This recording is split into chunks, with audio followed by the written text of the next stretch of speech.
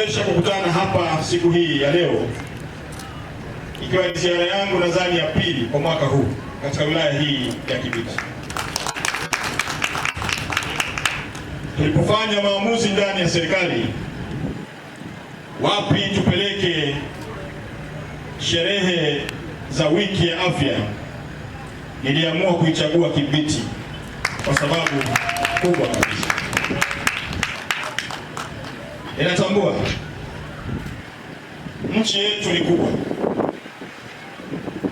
lakini natambua yako maeneo tayari serikali imefanya vizuri sana,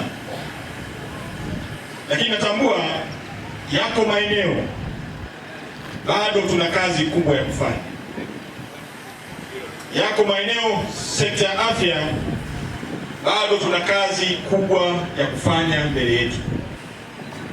Sasa wakati mwingine ukizipeleka sherehe katika maeneo ambako hawana changamoto nyingi, maana yake tutakuwa tunawadidimiza wale ambao bado wana changamoto, na ndio sababu tukasema sherehe za mwaka huu tuzifanye Kibiti, wala sio Rufiji, Kibiti. Kwa hiyo nichukue fursa hii kuwapongeza sana wana Kibiti. Ninawapongeza kwa kazi nzuri inayoendelea kufanywa chini ya uongozi wa Mheshimiwa Mkuu wa Wilaya ndugu Joseph Kolombo.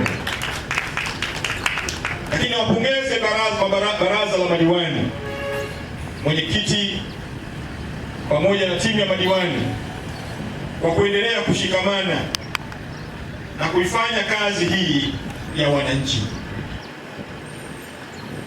Ndugu zangu, siasa ni maisha yetu, lakini miaka mitano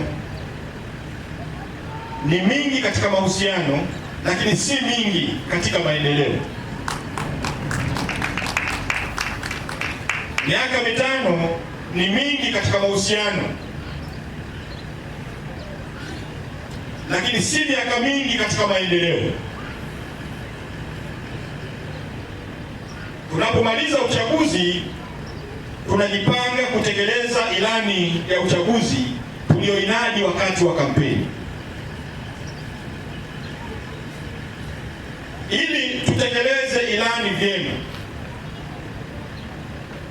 ili turudi hapa tutambe tena 2030 tukiwaomba wanakibiti kwenda kuichagua CCM, hatuna budi kufanya kazi kwa kushirikiana, hatuna budi kufanya kazi kwa bidii, hatuna budi kufanya kazi kwa kuhusiana, hatuna budi kuwatanguliza wananchi wa Kibiti mbele, huku maslahi yetu tukiyaweka pembeni.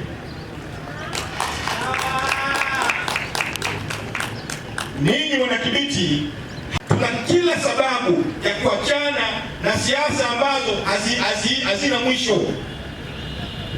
Tumalize uchaguzi, tukae chini, tujipange, tuone namna gani tutawaletea maendeleo wananchi wetu. Rufiji na Kibiti ina utajiri mkubwa wa ardhi, mkubwa sana. Utajiri huu hauwezi kuukuta popote nchini, utaukuta Rufiji, utaukuta Kibiti. Lakini na wewe tujiulize, tumekaa vikao vingapi vya kujadili namna tunavyoweza kwenda kuwasaidia wananchi wetu katika kilimo? Niambie.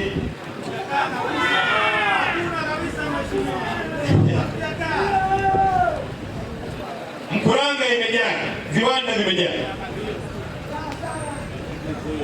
Wawekezaji kwenye viwanda sasa wanapaswa kuhamia Kibiti, wanapaswa kuhamia Rufiji. Mmeweka mpango gani wa kuwapokea wawekezaji kujenga viwanda ili wananchi wa Kibiti waweze kuajiriwa kwenye viwanda vitakavyojengwa hapa Kibiti?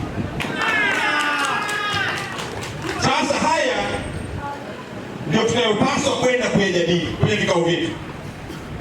Lakini kama kila siku tutaendekeza siasa, nani atakuja kutupatia shilingi ngapi?